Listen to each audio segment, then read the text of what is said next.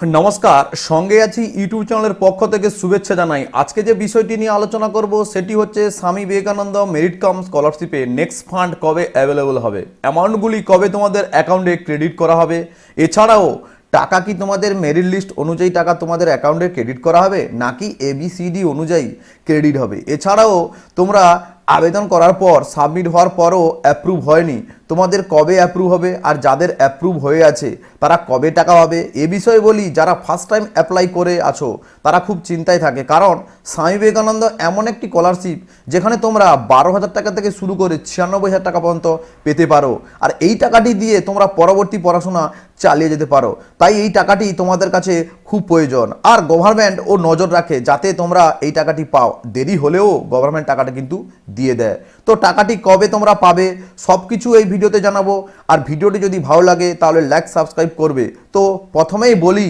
Merit basis অনুযায়ী টাকা অর্থাৎ 90% পেয়েছো, আর যারা 60% মতো তাদের মধ্যে 90% কি আগে পাবে।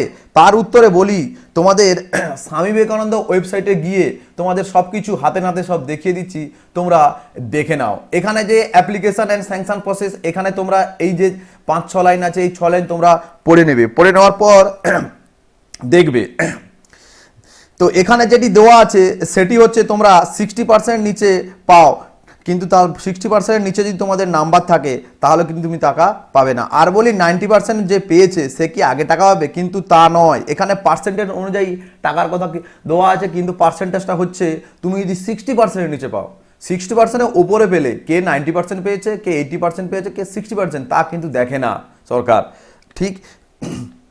তারপরে যেটি বলবো সেটি হচ্ছে, যাদের অ্যাপ্লিকেশান ফার্স্ট টাইম অ্যাপ্রুভ আছে তারা কিন্তু টাকা প্রথমে তাদের অ্যাকাউন্টে ডিসবার্সমেন্ট করা হবে। সেক্ষেত্রে ফ্রেশ ও রেনুয়াল দুই ধরনের, তোমরা দুজনে একসঙ্গেই কিন্তু টাকা পেতে পারো। আর যদি আর বলি, যারা ফ্রেশ অ্যাপ্লিকেশান করেছো তাদের কিন্তু একটু প্রায়োরিটি বেশি দেওয়া হয়। অ্যালফাবেট অনুযায়ী টাকা দেওয়ার ব্যাপারে বলি, যার নাম A দিয়ে শুরু হয়, কিংবা যার নাম B দিয়ে শুরু হয়, কিংবা যার নাম S দিয়ে শুরু হয়, তাদের মধ্যে কি AB আগে পাবে, S কি পরে হবে, কিন্তু তা নয়। এখানে কোনোই কিছুই নেই, এখানে কিন্তু সেরকম কিছু নেই।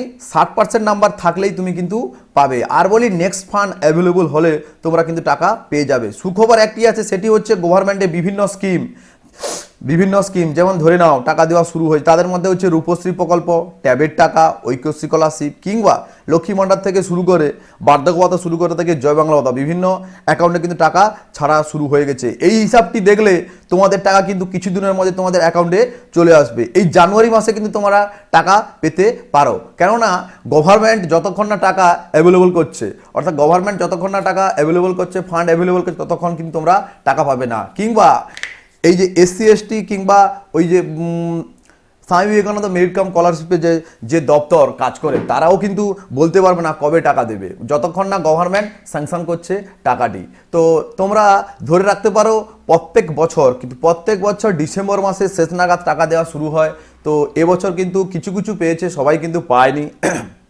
তো জানুয়ারি মাসে তোমরা ধরে রাখতে পারো টাকা পেয়ে যেতে পারো। তো ভিডিওটি এখানে শেষ হচ্ছে। ভিডিওটি যদি তোমাদের ভালো লেগে থাকে তাহলে লাইক সাবস্ক্রাইব করবে পরবর্তী ভিডিওগুলি পাওয়ার জন্য।